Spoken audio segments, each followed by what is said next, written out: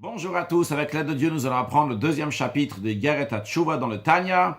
Dans le premier chapitre, l'Admour HaZaken nous a expliqué en quoi consiste la Teshuva, c'est abandonner la faute. De manière plus précise, on a appris qu'il y a le Etzem HaTshuva et le Shlemut HaTshuva, l'essence de la Teshuva en elle-même et la perfection de la Teshuva. L'essence de la Teshuva en elle-même, c'est quoi? C'est l'abandon de la faute. Que veut dire l'abandon de la faute? Cela veut dire que dorénavant, je ne vais plus me rebeller contre Dieu, je vais écouter Dieu. En conséquence de ça, je vais faire les commandements positifs et les commandements négatifs. Il y a la Shlemut HaTshuva, la perfection de la Teshuva. Cette perfection s'exprime avec le fait que je vais regretter le passé, la personne va confesser et aussi, elle va demander pardon. Ça, c'est la Shlemut de la Teshuva. Par contre, il y a des choses qui ne sont pas liées directement avec la Teshuva, c'est le jeûne. Le jeûne ne fait pas partie de la Teshuva, comme l'Admour HaZaken nous l'a expliqué dans le chapitre précédent. Dans le chapitre que nous allons étudier aujourd'hui, l'Admour HaZaken va nous expliquer que le jeûne a un effet, et même pas dans l'esprit de ce qu'on a expliqué dans le précédent chapitre, mais pour le fait d'être agréable, chéri devant Dieu, comme on était avant la faute. Car, vrai, en ce qui concerne la Teshuva, qui amène une kapara, la Teshuva, donc le retour vers Hachem, qui amène un pardon, qui efface la faute de la personne. Tout s'est bien passé, la faute s'est effacée, il n'y a plus de tâche maintenant sur l'âme de la personne. Mais il y a ici un sentiment qui est dérangeant entre la personne et le roi. Comment il va lever les yeux pour regarder le roi après ce qu'il a fait? Vrai, le roi a pardonné. Vrai, maintenant, la faute n'est plus là. Mais il y a quelque chose qui s'est passé. L'Admour HaZaken va nous donner l'exemple que le Talmud donne, que lorsque quelqu'un a fauté envers le roi, il amène quelqu'un qui va intercéder pour lui. Une fois que la personne a intercédé, le roi a pardonné. Donc en effet, c'est pardonné. Mais juste après, qu'est-ce qui rentre chez le roi? Un cadeau. Parce qu'on amène quelque chose chez le roi pour pardonner ce qui s'est passé. Même que le pardon en lui-même, la teshuva, s'est faite. Mais ici, c'est pas juste en vérité pour pardonner. C'est plus que pardonner. C'est que la personne va être maintenant agréée devant Hachem, comme avant la faute. Agréée devant le roi, comme avant la faute. Alors, l'Admour HaZaken nous dit tout ce qu'on a dit avant. Donc, l'effet de la teshuva, l'essence de la teshuva, aussi bien la perfection de la teshuva, et que les jeûnes ne sont pas nécessaires. Tout ça, c'est les inyan kapara mechilatavan. Ça, c'est pour le pardon, pardonner la faute. Shenim chalo legamre mashe'avar al mizot hamelech. On lui pardonne totalement le fait qu'il a transgressé le commandement du roi, il s'est rebellé contre le roi. Et bien, lorsqu'il a fait teshuva, il reçoit à nouveau le joug de Dieu, et bien automatiquement, il a renoué ce lien entre lui et Dieu. Dès qu'il a fait une teshuva shlema, une teshuva qui est parfaite, c'est-à-dire pas seulement l'essence de la teshuva d'abandonner la faute, mais aussi le regret, la confession, etc. Et en conséquence de cela, on lui mentionne rien du tout, littéralement, ni une chose, ni une demi-chose le jour du jugement, pour le punir sur ça que Dieu en préserve dans le monde à venir. Il est tout à fait exempté du jugement, il s'en sort très bien dans le jugement, dans le monde à venir. Alors, deux choses. Tout d'abord, lorsque l'Admour HaZaken nous dit qu'on enlève la punition, il ne s'agit pas ici seulement d'enlever la punition, mais il s'agit qu'on enlève la faute que la personne a fait. Vu que la personne enlève la faute, bien en conséquence de cela, il n'y a plus la punition non plus. C'est-à-dire, il ne faut pas croire que Hachem enlève la punition, mais la faute est encore là. Pas du tout. Parce que dans ces cas-là, il vaut mieux avoir la punition, être nettoyé de la faute. Donc quand on dit qu'on enlève la punition, c'est que la faute a été enlevée. Ça, c'est un. Un deuxième point ici, l'Admour HaZaken nous dit qu'il va bien s'en sortir le jour du jugement dans le monde à venir. Qu'est-ce qui se passe dans ce monde-là? Dans ce monde-là, il s'en sort pas de ça. Sa teshuva n'est pas encore bonne. En plus, on a appris au début de Geret HaTshuva que l'Admour HaZaken parle d'une kapara, d'un pardon qui vient dans ce monde-là, dans ce monde matériel, Be'olam hazeh, non pas Be'olam haba, dans le monde à venir. Alors pourquoi l'Admour HaZaken ici dans le monde à venir? C'est tout simple. L'Admour HaZaken il parle dans le monde à venir parce que dans ce monde-là, si quelqu'un il a fauté, il a fait une certaine chose et il est jugé par les tribunaux qui ici, des êtres humains. Les êtres humains, ils ne peuvent pas savoir ce qu'il y a dans le cœur de la personne. Alors on ne peut pas dire on l'acquit de son jugement, il est exempté, tout va bien se passer, on lui enlève la punition. Les juges qui sont ici-bas, lorsqu'ils voient les choses, ils sont obligés de faire en conséquence de ça. Ils peuvent voir ce qu'il y a dans le cœur. Comme le sagit, En lo la dayan el avot. Le juge, il peut voir uniquement ce que lui il voit. Donc dans ce monde-là matériel, on pourrait dire que même si quelqu'un a fait teshuva quand même, il va recevoir la punition par le tribunal. Par contre, en ce qui concerne dans le monde à venir, que dans le monde à venir, le tribunal céleste sait ce qui se passe dans le cœur de la personne, eh bien la personne sera entièrement exemptée. Elle va bien s'en sortir de son jugement, on va rien lui mentionner vu que la personne elle a fait teshuva, et l'essence de la teshuva est shlemut teshuva, la perfection de la teshuva. Donc ça, c'est en ce qui concerne donc la faute qu'il a fait, la kapara, le pardon qui est venu en conséquence de cela. Omnam, la Nourazakan nous dit maintenant cependant, pour que dorénavant il va être agréé à Dieu. C'est pas pour renouveler le lien. Le lien a été renouvelé, ça y est. Mais pour être qu'il va être il va être agréé, il va être chéri devant Hachem. Ce sera agréable pour Hachem d'avoir un contact avec cette personne-là. Pas juste que maintenant, bon, le contact, il est là, mais c'est pas agréable. Non, pour qu'il va être agréé, qu'il barre, de faire la vie devant Dieu, soit béni, que kodem achet, comme avant la faute. En quoi ça s'exprime qu'il va être merutze vechaviv, que kodem achet, qu'il va être agréé devant Hachem comme avant la faute, liot nachad ruach lekonom avodato, que Dieu va avoir une satisfaction de son service de Dieu. Ça ne va pas être juste qu'il sert Dieu, qu'il fait ce qu'il faut faire, mais il n'y a pas, c'est pas agréable, il n'y a pas de nachad ruach, de satisfaction chez Kadosh Baruch Hu. Alors pourquoi, qu'est-ce qu'il devait faire à l'époque, lorsqu'il y avait le temps de quelqu'un qui avait fauté, il devait amener un sacrifice qui s'appelle un sacrifice holocauste. Il y a différentes sortes de sacrifices. Ici, on parle juste d'un sacrifice donc, qui est holocauste. On a aussi le sacrifice donc, qui est khatat, qu'on ne parle pas ici clairement. Donc, le khatat, c'est le sacrifice donc, qui est pour quelqu'un qui a fini par inadvertance, il a transgressé un commandement négatif. Mais ici, on parle du sacrifice donc holocauste, qui est afilou al mitzvot asekala. Même sur une mitzvah, un commandement positif, léger entre guillemets, léger chez en bakaret ou mitad bedin. Il la personne qui a transgressé un commandement positif, il n'a pas lu le schéma le matin, il n'a pas mis les téphilines, ou il n'a pas étudié la Torah à un certain moment, alors qu'il pouvait étudier la Torah. Eh bien, il l'amène un sacrifice au holocauste, bien qu'il n'y a pas de karet, on n'est pas coupable de retranchement, ni de mitad bedin, ni de tribunal par le tribunal, ni de mort par le tribunal, comme le sage de mémoire bénite explique dans le Torah de Kohanim, c'est un midrash, qui est d'ailleurs amené dans Rashi aussi, al pasuk sur le verset, venir tzalo, ça sera agréé pour lui, celui qui va amener un sacrifice au holocauste, ça sera agréé pour lui. En quoi c'est agréé? Ici, la Nourazakan ne le dit pas clairement, mais de l'idée, là-bas, c'est écrit clairement. En quoi ça agrée la personne? Il s'agit d'un commandement positif ou bien d'un commandement négatif qui est lié avec un commandement positif. En hébreu, un lav shenita classe. En tous les cas, on voit ici que le sacrifice holocauste est là pourquoi? Pour un commandement positif. Comme il y a écrit dans le Talmud, dans le premier chapitre du traité Zvachim, de Ola mechaper et Talmud c'est que le sacrifice holocauste pardonne sur un commandement positive. Donc il ne s'agit pas ici d'une kapara, d'un pardon dans le sens littéral du terme, de pardonner pour remettre le lien. Non, ici il s'agit de sachat teshuva, la personne a déjà fait teshuva. Il a déjà fait son lien avec Dieu, il a renoué. Vednim chalo haonesh. Et la punition lui a été pardonnée, dans ce qui est conséquence de la teshuva, il a eu la kapara. Donc le pardon qui ici donc effacer la faute, qui est le nettoyage de sa faute. Et le lien s'est refait à nouveau. Mais pourtant, il y a quand même besoin d'un sacrifice holocauste pour qu'il va être agréé devant Dieu. Et là, Morazakan ramène l'exemple que le Talmud dit, ou que Adam Shesara Bamelech, comme quelqu'un qui a fauté envers le roi, ou piso à l'idée praklitin. Et il s'est réconcilié avec le roi en envoyant quelqu'un, un intercesseur, donc quelqu'un qui intercédait pour lui devant le roi. Ou machalo, le roi il a dit c'est bon, je lui pardonne. Mais Afapiken quand même, il ne se contente pas de cela la personne. Il envoie un cadeau, un présent devant le roi. Chez c'est le lirot pour que le roi va vouloir voir cette personne à nouveau. Vrai, son lien il est bon, c'est bon, il n'y a pas de punition. Le roi il a dit je pardonne. Mais pour qu'il y ait le contact qui soit un contact qui est agréable, qui soit chéri devant le roi, comme avant la faute, qu'on oublie complètement tout. Sur le plan aussi, on va dire sentimental entre guillemets, et non pas seulement sur le plan technique. Eh bien, pour cela, il avait besoin d'amener une offre, un cadeau. L'Admor Zaken dit, a priori, on pourrait demander, il y a écrit, venir tzalo le chaper alaf dans le verset là-bas. Ça va être agréé pour lui pardonner, kapara. De même, le Talmud, il dit, oh la mechaper, que le sacrifice sur le cos fait une kapara. A priori, la kapara, nous avons appris que ça, c'est le lien de base, le lien qui a été détaché lorsque la personne de la faute et que maintenant, elle va se relier à Dieu. Donc, c'est une kapara qui est ordinaire et non pas une kapara dans le sens comme l'Admor Zaken le dit ici. L'Admor Zaken nous dit non.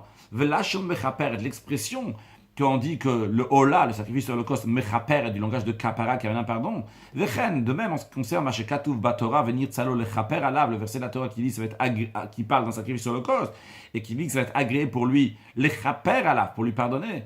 Enzo kaparat nasho. Ici, il ne s'agit pas ici de la kapara de son âme, dans le sens que la personne, elle était détachée d'Hachem, maintenant elle se rattache à Hachem. Non, il ne s'agit pas de ça, car cette kapara-là, ce première étape de pardon, dans le sens littéral, que maintenant il va renouer son lien avec Dieu, eh bien ça a déjà été fait. Alors de quoi on parle ici dans ce verset et dans le Talmud, lorsqu'on parle d'un sacrifice holocauste et on emploie le mot de kapara, on dit le chaper l'ifnei Hachem, pour être pardonné, pour être expié, pour être nettoyé devant le Hachem, que Dieu de son côté va avoir une satisfaction de la personne qui a fauté, comme il est écrit dans la Gemara, dans le Talmud, clairement là-bas.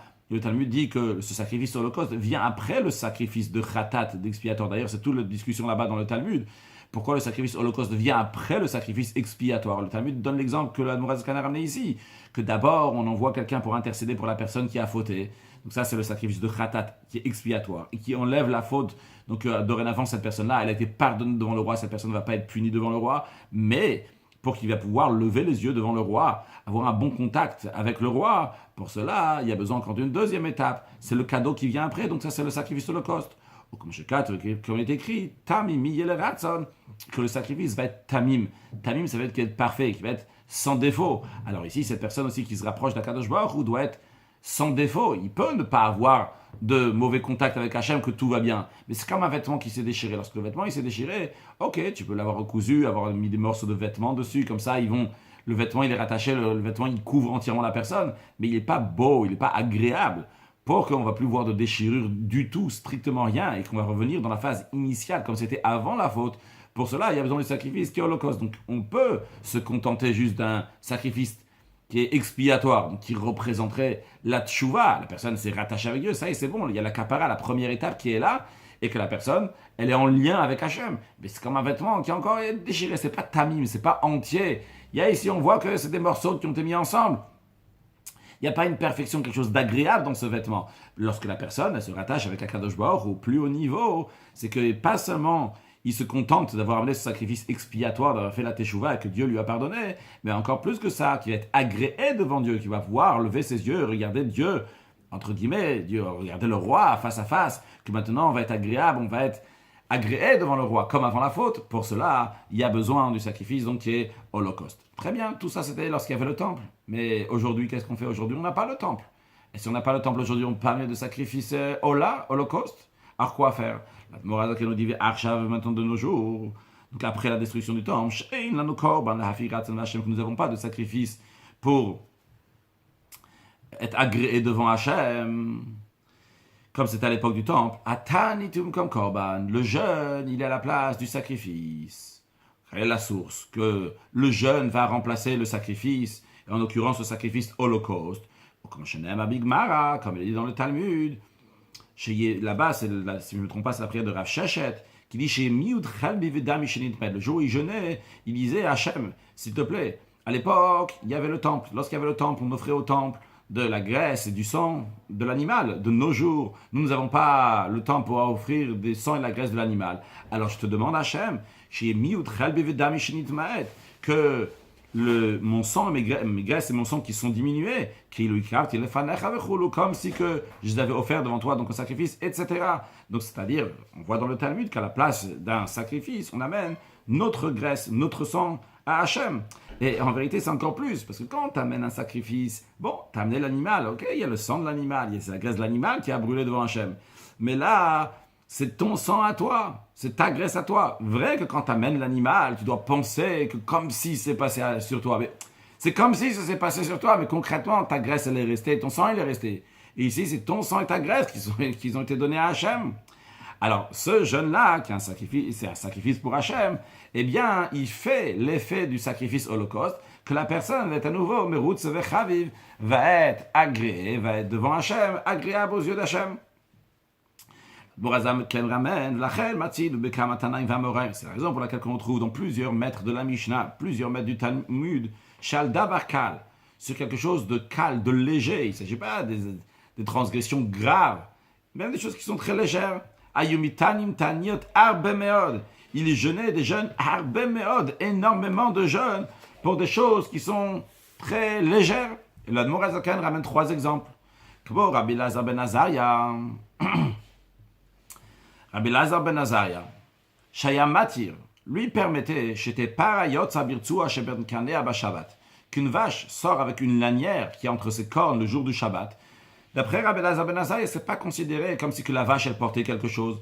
Et d'après lui, il n'y a pas d'interdiction. La Torah elle dit qu'on n'a pas le droit de faire travailler notre animal même le jour du Shabbat. On n'a pas le droit de lui mettre quelque chose le jour du Shabbat. Eh bien, Rabbi Lazar ben Azaria dit cette lanière-là, elle fait pour que la vache, elle a l'air belle, un petit beau vêtement comme ça sur la vache. C'est pas interdit, la vache, elle peut sortir avec ça. Mais, ses amis, les contemporains de Rabbi Lazar ben Azaria n'étaient pas d'accord avec lui. Ils disent, c'est interdit, c'est considéré profaner le Shabbat si quelqu'un fait sortir sa vache avec cette lanière, c'est comme si sa vache, elle a porté quelque chose. Et l'homme, il a l'ordre de ne pas faire travailler son animal, donc sa vache. Bien, donc Rabbi Lazar ben Azaria, il n'était pas d'accord avec les chachamim, avec les sages.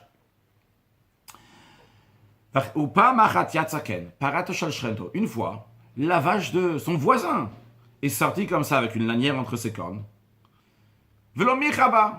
Et Rabbi Lazar ben Azaria n'a pas protesté, il n'a pas dit à son voisin, « Hey, voisin, tu sais, mes amis les sages, ils interdisent que la vache, ta vache, elle sort comme ça avec les lanières entre ses cornes. »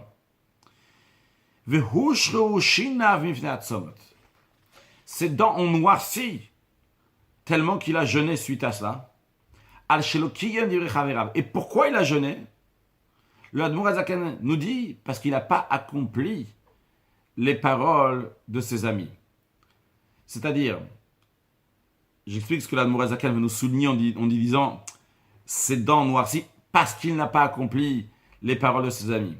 On aurait pu penser que la raison pourquoi Rabbi Lazar ben Azaria a jeûné, ce n'est pas parce qu'il n'a pas accompli, il n'a pas concrétisé les paroles de ses amis. On aurait pu dire que la raison elle est parce qu'il n'a pas protesté à son voisin. Il y a une mitzvah, de réprimander ton ami lorsqu'il transgresse quelque chose. Ici, son ami, son voisin, il est en train de transgresser ce que les sages ont dit. Ce que les sages ont dit, que c'est interdit de sortir avec une lanière, de faire sortir sa vache avec une lanière qui est entre ses cornes. Vrai, les sages ont interdit ça parce que c'est seulement midera banane, c'est seulement une interdiction rabbinique, ils n'ont pas d'après la Torah. Mais quand même, c'est lié avec le Shabbat. Le Shabbat, c'est quelque chose de très très important, à tel point qu'il est écrit que celui qui transgresse le Shabbat, il y a un rapport avec quelqu'un qui fait l'idolâtrie, donc c'est très très grave. On aurait pu dire que Rabbi Lazar ben Azaria, le fait qu'il n'a pas dit à son voisin, écoute, c'est interdit ça de faire Shabbat d'après mes amis, donc il a participé d'une certaine manière à la transgression de Shabbat. Parce que quand toi, tu protestes pas, tu dis pas à l'autre, hey, mon ami, mon voisin, tu sais, il faut faire Shabbat, il faut faire ci et ça, etc. Eh bien, tu participes aussi dans cette avéra, dans cette transgression. Donc, on aurait pu dire que Rabbi Lazar ben Azaria, la raison pourquoi il a jeûné, c'était parce qu'il a profané le Shabbat, évidemment de manière très indirecte, mais il a pris part dans profaner le Shabbat. L'Admor HaZaken nous dit non. C'est pas parce qu'il n'a pas protesté et donc il n'a pas pris part, il a pris part dans la transgression du Shabbat. Non. La raison pourquoi il a jeûné, c'est parce qu'il n'a pas accompli les paroles de ses amis, des Chachamim, des sages. Rabbi Yeshua, encore un deuxième exemple, l'Admor HaZaken nous donne, Rabbi Yeshua Shammah qui a dit, là-bas dans le Talmud, on raconte qu'il y avait une discussion et Bet Shammai, on dit un certain raisonnement, et Rabbi Yeshua, il a dit, Boshni midivrechem Bet Shammai, j'ai honte de vos paroles Bet Shammai. Il a parlé de manière irrespectueuse à Bet Shammai. Suite à ça, donc là-bas, il y a quelqu'un qui lui a expliqué l'opinion de Bet Shammai. Et il a eu tellement de peine, Rabbi Yeshua, de ce qu'il a fait. Il s'agit de Rabbi Yeshua ben Hanania, qu'on va voir dans quelques instants. Il a tellement eu de peine de ça, il a regretté, il a fait teshuva, et en plus de ça, plus de la teshuva, puisqu'on a dit c'est ça un plus, eh bien, ses dents noircies tellement qu'il a jeûné. Un troisième exemple, l'Admor HaZaken nous ramène. Veravuna, pas machat une fois, ni tapra le retsua shel tfilin. La lanière des tfilin, quand on pose des tfilin sur la tête, il faut que la partie noire soit à l'extérieur, et la partie donc de l'intérieur soit sur la tête. Et Rabbi Ravuna, Une fois, sa lanière de tefillin, évidemment, c'était sans faire exprès. Sa lanière de tefillin, elle était à l'envers. Donc le côté intérieur, il était à l'extérieur. Évidemment, c'est quelque chose de très léger, c'est pas quelque chose de si grave que ça. Mais pourtant, Veitan, même Tzamod, Ravuna, il a jeûné 40 jeûnes pour le fait que sa lanière de tefillin était dans l'autre sens. On voit ici de tout cela que même al davar kal, même sur quelque chose qui est léger, quelque chose qui n'est pas une avéra, une transgression, on fait plein de jeûnes. Pourquoi ces jeûnes-là, l'Admor HaZaken nous dit, ce n'est pas parce que c'est une avéra, une transgression, c'est uniquement pour être merout, chaviv, pour être agréé devant Hachem. C'est la raison pour laquelle ils ont fait ces jeûnes. Maintenant, pourquoi l'Admor HaZaken a besoin de nous ramener des preuves d'abord? Il aurait pu dire, on trouve beaucoup dans le Talmud.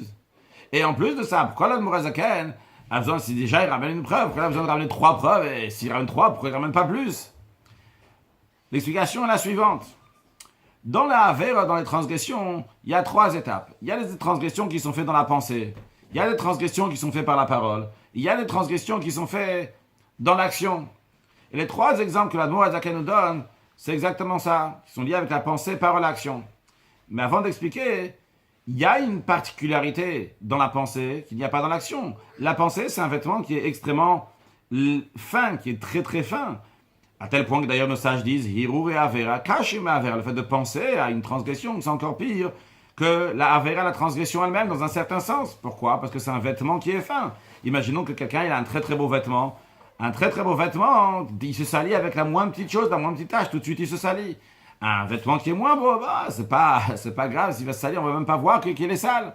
Donc dans la pensée, il y a quelque chose qu'il n'y a pas dans l'action.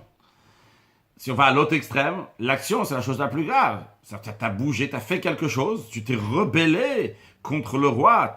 Avec une action, tu es parti faire quelque chose.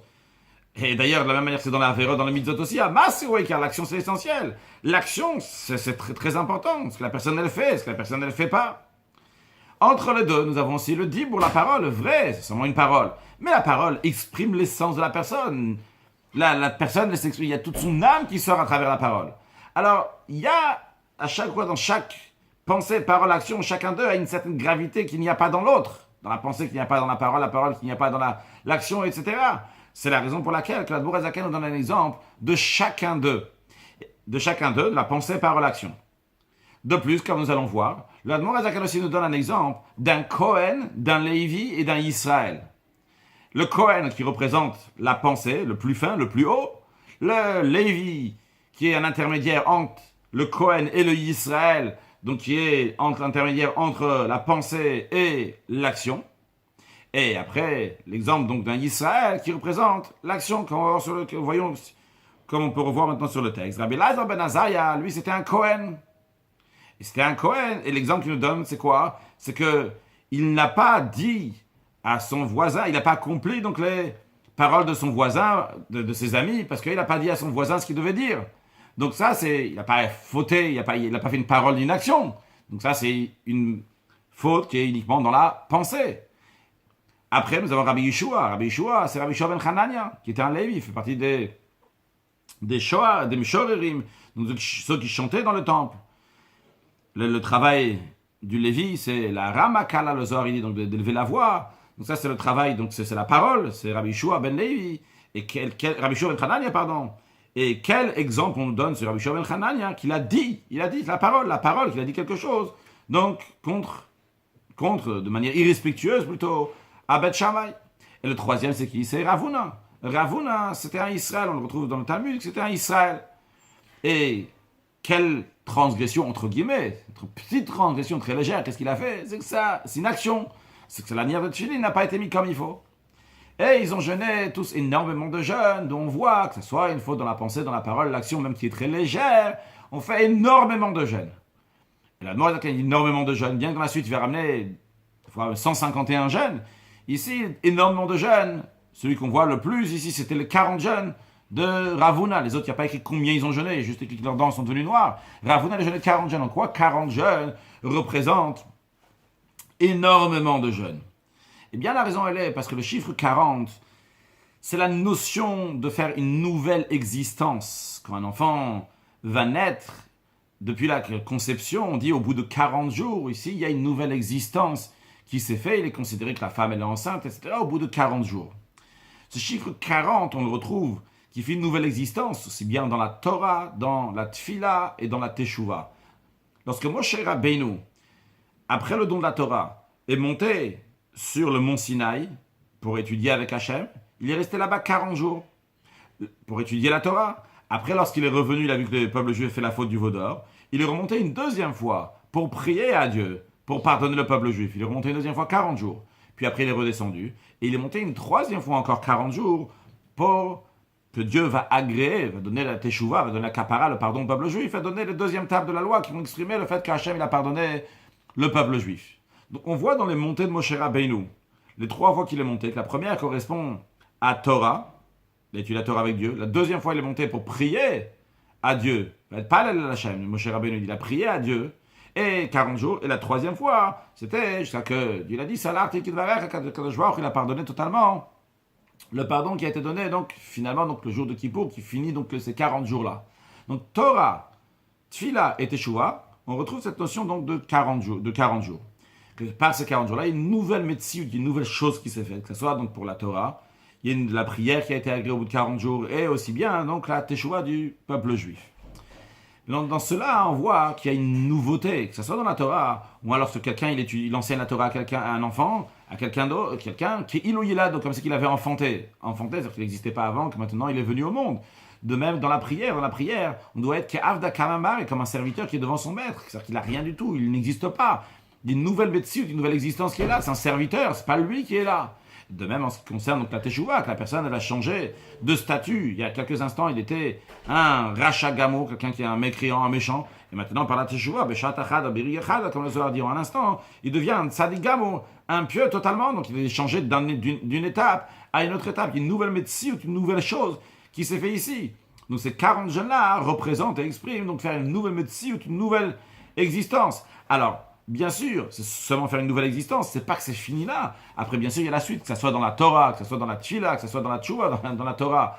Et il faut toujours rajouter, l'opsik pour me dire, il ne faut jamais arrêter de dire des paroles de Torah à chaque instant. Va Gita Payam Valaïla, tu dis la Torah jour et nuit. De même dans la Tfila, dans ça je dis, Zalvaï, Shit Paladam Kolayem Kulo, qu'une personne fait la prière toute la journée. Et de même, en ce qui concerne la Tchouva, que ça je dis que Kolyam a vu Tchouva, que toute la vie de la personne doit être dans un mouvement de Teshuvah. Donc, la médecine, dans tous les cas, la nouvelle existence, se fait en 40 jours. Après, il faut continuer toujours à la développer. Dans tous les cas, quand on dit qu'ils ont jeûné énormément de jeûnes, Taniot, Arbemod, l'Admour Zaken nous dit à la suite de ça, il nous amène des exemples, entre guillemets, il n'y a que 40 jeûnes, parce qu'il a mis ça, c'est la lanière, cette filine à l'envers. Eh bien, ces 40 jeûnes-là, en tout cas, c'est aussi Harbemeod, très nombreux énormément, parce que ça fait une nouvelle médecine, une nouvelle existence. On voit en tous les cas de tout ça qu'il y a une importance de faire des jeûnes, même pour des aveira, des transgressions qui sont légères, parce que c'est comme ce sacrifice-là, le sacrifice de Ola, de l'Holocauste. Valier Sodze, l'Admoraza qui nous dit, basé sur cela, basé sur ce que le Talmud nous dit, qu'il y a une importance de faire des jeûnes, même pour des transgressions légères, limed à Harizal Talmidav, le Harizal. Le Harizal, c'est les initiales, à Kadosh Eloki, Rabbi Yitzhak, donc Rabbi Yitzhak Lourian parle, Zichrono Livracha. Donc c'était un grand maître de la Kabbalah qui a vécu il y a environ 450 ans à Tzfat. Il a enseigné le Talmidav à ses élèves, al-pi chochmata emet, littéralement d'après la sagesse de la vérité, qui veut dire donc d'après la sagesse de la Kabbalah, d'après la Kabbalah. Il leur a enseigné Misparat Somot, combien le nombre de jeûnes, les Kama Avonot Vechatayim, pour plusieurs fautes et transgressions, Avshem ben Karet, même si c'est des transgressions sur lesquelles on n'est pas coupable de retranchement, Velomita Bide Shamaim, ni la mort par le ciel.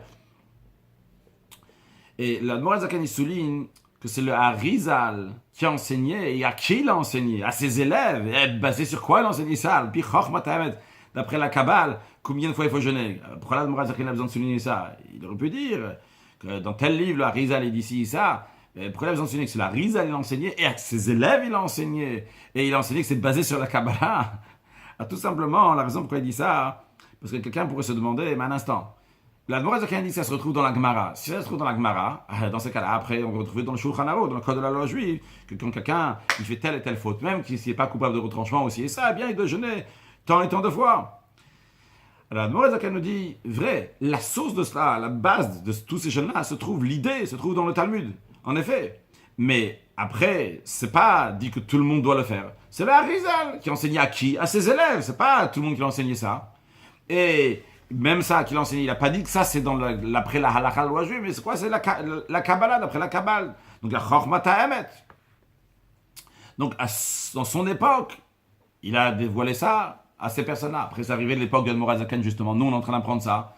On sait que l'Admor Zaken, il y a plusieurs étapes, même dans son dévoilement de la profondeur de la Torah, de la Chassidoute. C'est ce qu'on appelle chez les Chassidim avant Pétersbourg et après Pétersbourg, avant qu'il a été arrêté en prison. Après, lorsqu'il est sorti de prison, Yutet Kislev Tav Kufnuntet, le 19e jour du mois de Kislev, que suite à ça, il y a eu donc, c'est le Rosh Hashanah de la Chassidoute. Depuis, suite à ça, il y a eu encore une plus grande diffusion de la Chassidoute. Le Yafutsu Mainatech Achutza est arrivé donc à un niveau beaucoup plus haut. Donc à ce moment-là, donc, quand on apprend ça dans Igar et Tachouva. Maintenant, c'est tout le monde qui est au courant de cela. Revenons au sujet même. Qu'est-ce qu'il enseigne la Rizal à ses élèves? Que moi, la casse. Pour la colère, combien de jeunes? Kouf Nunalef Taniyot Vechulu. 151 jeunes pour quelqu'un qui s'est mis en colère. D'ailleurs, le lien avec 151 jeunes, c'est parce que Kaas, c'est la valeur numérique de 150. Raf, c'est le 20. Le Aïn, c'est 70. Le Samer, c'est 60, ce qui fait 150. Puis, il y a des Gemat, il y a des valeurs numériques qu'on fait avec Ima Kolel, avec le mot en lui-même. Donc, la valeur numérique des lettres de Kaas, qui veut dire la colère, c'est 150. Quand tu prends aussi, en plus de ça, le mot Kaas, ça fait 151. Fil, ou aller sur des rabbanan, et même sur une interdiction que seulement les sages ont interdit. Seulement les sages ont interdit. Comme Stam Yeinam.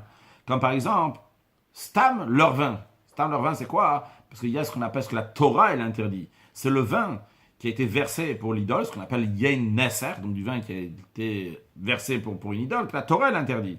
Mais les sages ont mis une barrière encore plus, qu'ils ont interdit même du vin qui appartient au goy, du vin goy. Jusqu'à appartient au goy, du vin goy, c'est interdit. Et quelqu'un, si Chazé Shalom, quelqu'un a bu de ce vin, eh bien, Itane Ain Gimel Taniot Vechulu. Il va jeûner 73 jeûnes, etc. Alors, 73 ici, c'est lié avec Yain, Yud, Yud, Nun. La valeur numérique de Yud, c'est 10. Donc, Yud, Yud, deux fois, ça fait 20. Le Nun, c'est la valeur numérique de 50, donc ça nous fait 70. Et après, on prend chacune des lettres ici. Le Yud, Yud et Nun, donc ça fait encore 3, ça fait 73 jeûnes. Enfin, fil ou aller sur des rabbanan, même sur l'interdiction des rabbanan, des sages, kemot fila, comme par exemple la prière. Donc si la personne elle a raté le moment de la prière, le zman tfila, le moment de la prière qu'il n'a pas fait, le moment de la prière, itan samechalev tanir de cholo, qu'il est jeune, 61 jeunes. Alors la raison ici est un peu plus compliquée entre guillemets, c'est plus kabbalistique, parce qu'il y a qui va ani tefilati. La tefila c'est lié avec ani qui représente la sphère de Malchut.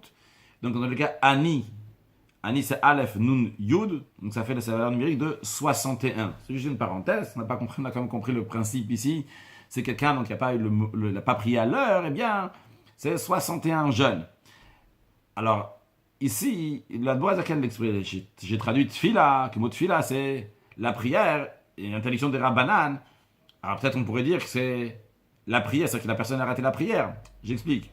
Il y a une discussion, est-ce que la prière, c'est Minatora ou Midera Banan? Est-ce que c'est la Torah qui nous dit de la prière ou bien c'est les Rabbanan des sages?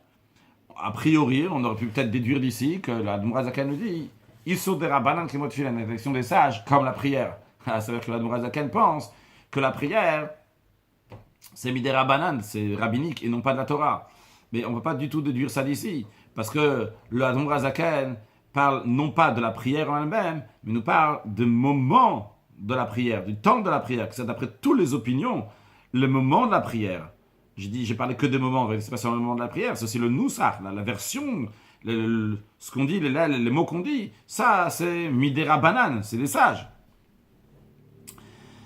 Donc ici on parle de quelqu'un qui n'a pas fait la prière à un certain moment. Je ne sais même pas, c'est pas exact ce que j'ai dit, qu'il a raté le moment de la prière. Donc aussi, mais en tous les cas, il n'a pas fait la prière lorsqu'il fallait. Peut-être qu'il a sauté aussi une prière. En tout cas, il n'a pas fait une prière lorsqu'il fallait que les sages ils ont dit à ce moment-là, il faut faire la prière. Derrière, là, la Dmourazaken nous dit Sodatanit. De manière générale, le sod, le secret, la profondeur du jeûne. Ce n'est pas quand quelqu'un pourrait penser ah, c'est un mauvais jour, c'est un jour dans lequel on jeûne, c'est un jour qui est noir, qui est mauvais. Pas du tout.